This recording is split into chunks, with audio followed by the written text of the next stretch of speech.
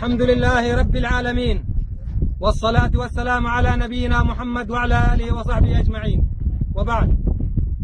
لقد بدأت المعركة في بلاد الشام بين الحق المتمثل بهذا الشعب الأبي والباطل المتمثل ببشار المجرم وأعوانه الرافضة المجوس الذين يمدونه بكل ما يملكون من مال، بل يمدونه حتى بالرجال. ولقد اتضح للجميع وبدون أدنى شك أن المعركة التي يقودونها ضدنا هي معركة عقيدة كما أعلنتها الرافضة،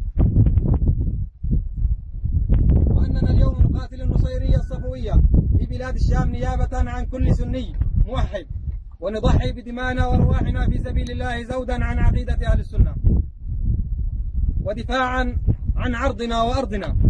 وبما أن العدو واحد والهدف مشترك، فإننا من هنا من أرض الرباط، من أرض الشام المباركة، ندعو كل سني غيور للوقوف معنا بكل ما يستطيع.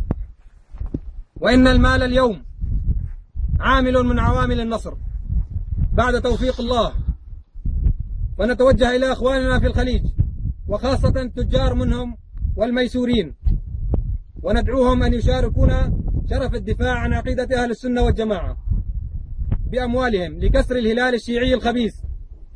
ولقد لمسنا منهم تعاونا فيما مضى. يا أهل السنة والجماعة، مهما طالت المعركة فنحن لن نبخل بدمائنا وأرواحنا، فلا تبخلوا علينا بأموالكم.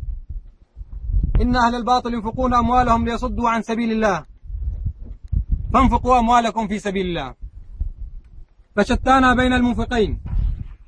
وختاما نتوجه بالشكر الجزيل بعد شكر الله إلى أخواننا وأهلنا في الخليج وفي الكويت على وجه الخصوص على دعمهم لنا، ونتوجه بالشكر لأخينا الشيخ محمد العويهان الذي كان على صلة بنا وعرفنا عنه الصدق والأمانة، ونحن نزكيه، فقد أوصل إلينا المال لشراء سلاح مضاد للطائرات، وكان خير وسيط بيننا وبين أهلنا في الكويت والخليج الكرام الذين وقفوا وسيقفون معنا في هذه المعركة حتى تحقيق النصر المؤزر.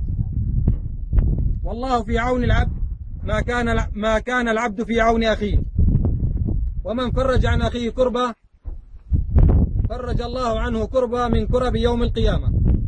الله أكبر، والعزة لأهل السنة والموت للصفويين المجوس. التكبير. الحمد لله رب العالمين، والصلاة والسلام على نبينا محمد وعلى آله وصحبه أجمعين، وبعد. لقد بدأت المعركة في بلاد الشام بين الحق المتمثل بهذا الشعب الأبي والباطل